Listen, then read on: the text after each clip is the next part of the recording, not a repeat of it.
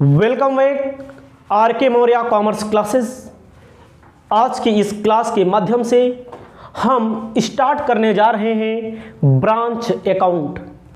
आपके पेपर में एक न्यूमेरिकल क्वेश्चन ब्रांच अकाउंट का जरूर पूछा जाएगा और एक थ्योरिकल क्वेश्चन बार बार पूछा जाता है। आपको ध्यान देना है, ब्रांच अकाउंटिंग को पढ़ने से पहले आपको ब्रांच के बारे में नॉलेज होनी चाहिए। ब्रांच होती क्या है? हमारा एक बिजनेस है, हमारे बिजनेस का हेड ऑफिस है दिल्ली। हमारा बिजनेस है, हम मात्र दिल्ली के अंदर ही बिजनेस को करते हैं। सामान को परचेज करते हैं, सामान की मैन्युफैक्चरिंग करते हैं, सामान को सेल करते हैं, चाहे परचेज करके सेल करें चाहे मैन्युफैक्चरिंग करके सेल करें। हर बिजनेस वाला, प्रत्येक बिजनेस, चाहे जो बिजनेसमैन होगा वो अपने बिजनेस के एरिया को इंक्रीज करना चाहता है, अपना बिजनेस बढ़ाना चाहता है। अगर कोई दिल्ली में बिजनेस कर रहा है तो अपने बिजनेस को बढ़ाना चाहता है, बढ़ाना इंक्रीज करना चाहता है। इंक्रीज तो अपने बिजनेस के इंक्रीज करने का एक माध्यम, एक मीडियम होता है कि वह अलग अलग सिटी में, अलग अलग शहरों में अपनी ब्रांच खोल दे। क्या खोलते? ब्रांच, जिसे हिंदी में शाखा कहते हैं। जैसे दिल्ली में पहले बिजनेस इनका चल रहा था, इसको हम मान लेते हैं हेड ऑफिस, यचो। क्या मान लेते हैं? हेड ऑफिस कहते नहीं है, हेड ऑफिस दिल्ली में है, मुंबई में है, चेन्नई में। तो अपने बिजनेस को कई शहरों तक विस्तार देना चाहता है। जैसे मान लीजिए चंडीगढ़, लुधियाना, लखनऊ, मुरादाबाद, मुंबई, कोलकाता और कई ब्रांचें हो सकती हैं। आपको क्या करना है?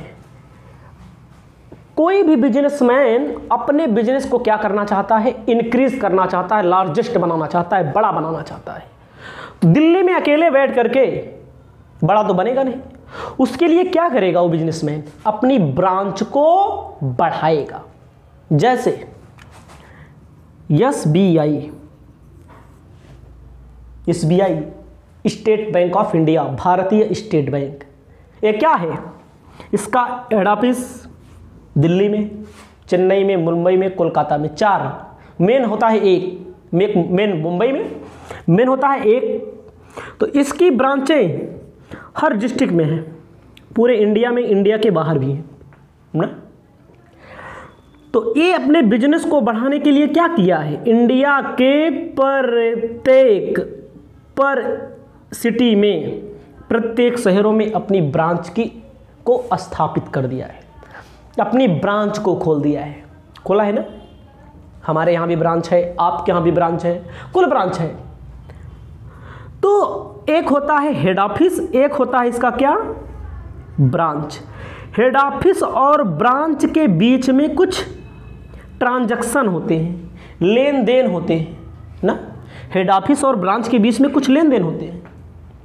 इस ट्रांजैक्शन के लिए हम लोग क्या पढ़ते हैं? Branch accounting. मतलब उन ट्रांजैक्शन को हम कैसे लिखेंगे, कैसे हम अपना हिसाब किताब करेंगे, कैसे हम अकाउंटिंग करेंगे, उस अकाउंटिंग के लिए हम क्या पढ़ते हैं? Branch account. मान लीजिए मेरा बिजनेस है दिल्ली में, हमने ब्रांच खोल दिया लुधियाने में। तो दिल्ली से लुधियाने हेड ऑफिस और ब्रांच के बीच में क्या होगा? लेन देन होगा। दिल्ली और लुधियाना के बीच क्या होगा? लेन देन होगा। उसे क्या कहेंगे हम लोग? ब्रांच।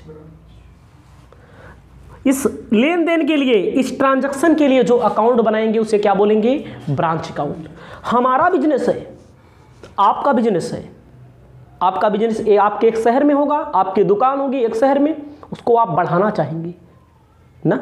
बढ़ाना चाहेंगे दूसरे सिटी में, दूसरे मार्केट में अपने प्रोडक्ट को बेचने के लिए ना, तो उसके लिए आप कुछ सामान भेजेंगे, वहाँ पर कुछ एक्सपेंसेस करेंगे, कुछ रेंट देंगे, वहाँ पर कुछ वर्कर को देंगे, कुछ सैलरी देंगे।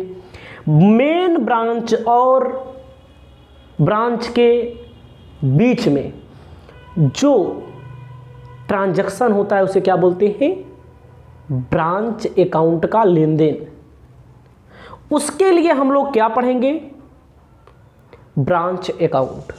मैंने लिखा है मीनिंग ऑफ ब्रांच अकाउंट, इसको समझिए। In branch the transaction related to branches are maintain the books of branch office as well as in the books of head office. ध्यान दीजिएगा, ब्रांच और हेड ऑफिस के डिफरेंट में, मध्य में, बीच में जो ट्रांजैक्शन हो रहा है रिलेटेड टू ब्रांच, मतलब रिलेटेड ब्रांच में, आपकी ब्रांच कई स्थान पे हो सकती है, तो आपको एक ब्रांच का दिया रहेगा क्वेश्चन सॉल्व करने के लिए। जिस ब्रांच से रिलेटेड होगा उसके लिए हम क्या बनाएंगे? Branch account. क्यों बनाएंगे? In the head office so that profit and loss each branch along with their financial position. Branch account क्यों बनाएंगे? कि ब्रांच को खोलने से प्रॉफिट हो रहा है कि लॉस हो रहा है, उसकी फाइनेंशियल पोजीशन क्या है, उसमें एक्सपेंसेस कितने हो रहे हैं, उसका स्टॉक कितना बच रहा है, उसमें कैश कितना बच रहा है, उस ना, फिर समझ लीजिए। In branch the transaction related to branch, related branch से संबंधित होता है, are maintain in the books branch office as well in the books head office so that profit and loss of each branch along with their financial position may be known for the particular period। एक period में, एक साल में हो सकता है, 6 महीने में हो सकता है, क्वेश्चन में दिया रहेगा 1 महीने में हो सकता है, पार्टिकुलर पीरियड में ना। ऑब्जेक्टिव ऑफ ब्रांच क्या है? आपको इसको अपनी कॉपी में लिख लेना है, याद कर लेना है आपको। ऑब्जेक्टिव मतलब होता है उद्देश्य, क्या होता है ब्रांच अकाउंट का ना। पहला, find out profit loss of each branch. अलग अलग ब्रांच का क्या मालूम करना, प्रॉफिट हो रहा है कि लॉस हो रहा है। दूसरा, to have control over the मैंने 2 बार लिख दिया है, इसको एक बार काट दीजिएगा। एक्टिविटी ऑफ ब्रांच, आपको ब्रांच के बीच में जो एक्टिविटी हो रही है, एक्टिविटी का मतलब क्या होता है? एक्टिविटी का मतलब होता है जो लेन देन हो रहा है, क्रियाकलाप जो हो रहा है, एक्टिविटी को क्या किया जाता है? कंट्रोल किया जाता है। ठीक है, अगला है third, to know the actual financial status of the business. आपके बिजनेस की फाइनेंशियल स्टेटस क्या है? फाइनेंशियल स्थिति जिसे बोलते हैं, कितना धन है, कितना कैश बैलेंस है, कितना क्लोजिंग स्टॉक है। अगला, to make agreements for cash and goods every branch. पर ब्रांच में कितने का गुड्स है, कितने का कैश है, जो सामान भेजा जाएगा हेड ऑफिस से कहाँ भेजा जाएगा? ब्रांच के पास। To increase the efficiency of ये ब्रांच, मतलब कि वो जो ब्रांच है वो कितना बढ़ा हुआ है, इंक्रीज कितना हुआ है। ठीक है, तो आपको आगे importance and advantage of branch accounting ना। लाभ क्या होते हैं? एडवांटेज मतलब क्या होता है? लाभ, हिंदी में बोलते हैं लाभ। प्रॉफिट क्या हो रहा है कि ब्रांच अकाउंट रखने से। Knowledge of profit and loss, भाई ब्रांच और हेड ऑफिस का जो ट्रांजैक्शन होगा उस ब्रांच अकाउंट रखने से आपको नॉलेज हो जाएगा प्रॉफिट हुआ है कि लॉस हुआ है। अगला है कंट्रोल ऑफ ब्रांच, ब्रांच के ऊपर क्या किया जाएगा? कंट्रोलिंग की जाएगी। ठीक है, डायरेक्शन टू ब्रांच, ब्रांच को निर्देश दिया जाएगा, डायरेक्शन दिया जाएगा, किस दिशा में काम करना है, क्या नहीं करना है आपको। इंसेंटिव टू एम्प्लॉई, जब उसके फाइनेंशियल पोजीशन के बारे में मालूम होगा, प्रॉफिट ज़्यादा हो रहा है, तो इससे जो इसमें वर्कर लगे हुए हैं, एम्प्लॉयज़ लगे हुए हैं, उनको क्या दिया जाएगा, इंसेंटिव दिया जाएगा। अगला है increase in efficiency of branch.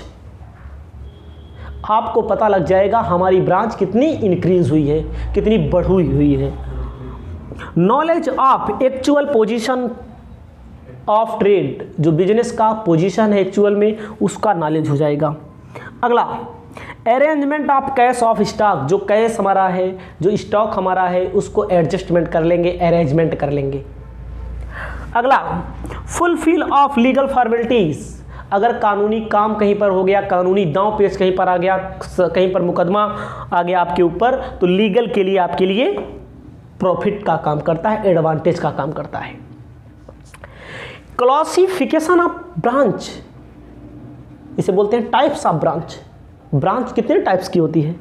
पहला इनलैंड, इनलैंड का मतलब जो इंडिया के अंदर ब्रांचेस हैं उसे बोलते हैं इनलैंड। भारत इंडिया के बॉर्डर के अंदर जो ब्रांच खोली जाती हैं उसे बोलेंगे इनलैंड। इसे हिंदी में कहते हैं देसी ब्रांच, घरेलू ब्रांच। फॉरेन ब्रांच क्या कहा जाता है? फॉरेन ब्रांच का मतलब होता है विदेशी ब्रांच, जो भारत के बाहर भी हो, इंडिया के आउट ऑफ कंट्री भी हो ना। अगला इनलैंड ब्रांच में डिपेंडेंट ब्रांच है। डिपेंडेंट ब्रांच का मतलब होता है हेड ऑफिस जितना सामान भेजेगा, जितना गुड्स ब्रांच के पास भेजेगा, सेंड करेगा, जो कहेगा वही करेंगे, उसके अलावा अपने मन से कुछ नहीं करेंगी। हमारी हेड ऑफिस दिल्ली में है, मैंने लुधियाने में भेजा, कहीं भी हो सकता है, पटना में भेजा, लखनऊ में भेजा, तो हमारी हेड ऑफिस है, डिपेंडेंट का मतलब हमारे ऊपर, हेड ऑफिस के ऊपर क्या होती हैं? डिपेंड होती हैं, आश्रित होती हैं। हेड ऑफिस जितना काम कहेगा उतना ही करेंगी, इसके अलावा नहीं करेंगे। इसमें क्या है? ओनली कैश ट्रांजैक्शन, ऐसी ब्रांचें होती हैं जो केवल नगद बेचती हैं, कैश में बेचती हैं, क्रेडिट में नहीं, यानी उधार नहीं बेचती। दूसरा कैश एंड क्रेडिट दोनों बेचती हैं सामान ना। अगला है nominal price sale transaction. Nominal price मतलब जो जितना लिखा होता है उतने में पर ही बेचती हैं। अगला है फॉरेन ब्रांच, इंडिपेंडेंट। इंडिपेंडेंट का मतलब होता है स्वतंत्र होती हैं, हेड ऑफिस ने जो भेजा उसको बेचेंगे ही। अगर उनको अपनी तरफ से कुछ खरीद के देना पड़े, खुद अपनी तरफ से डिसीजन लेना पड़े, तो उसको भी वो क्या कर देती हैं? सेलिंग करती हैं, परचेज करके। आपको मैंने बताया ब्रांच अकाउंट क्या है, हेड ऑफिस और ब्रांच के बीच में जो ट्रांजैक्शन होगा उसके प्रॉफिट लॉस को मालूम करने के लिए, पोजीशन को मालूम करने के लिए, फाइनेंशियल पीरियड को मालूम, फाइनेंशियल स्टेटमेंट को मालूम करने के लिए, तो वो क्या बनाएंगी? ब्रांच अकाउंट बनाएंगी। ऑब्जेक्टिव मैंने बताया, ऑब्जेक्ट का मतलब होता है उद्देश्य क्या होता है, मैंने बता दिया। एडवांटेज मैंने बता दिया, और क्लासिफिकेशन ऑफ ब्रांच मैंने आपको बता दिया है। इसके बाद आपके लिए हम वीडियो लेकर आएंगे जिसमें आपको जर्नल एंट्री बताएंगे। हेड ऑफिस के यहाँ ब्रांच के लिए जर्नल एंट्री हम लोग कैसे करेंगे, एक एक क्वेश्चन को मैं आपको बताऊंगा। यदि आप इसे अपनी बुक में, अपनी कॉपी में अच्छे से लिख लेंगे तो आपके पेपर में मैं बताता हूँ इसमें से कम 10 से 15 नंबर का क्वेश्चन 100% पूछा जाना है। इसे आप लिख लें। लिखने के बाद अगला वीडियो आपके लिए आ रहा है, अगले वीडियो में आपके लिए जर्नल एंट्री होगी, उसके बाद आपको क्वेश्चन हम सॉल्व करना बताएंगे। अब आपको मिलते हैं एक नए वीडियो में।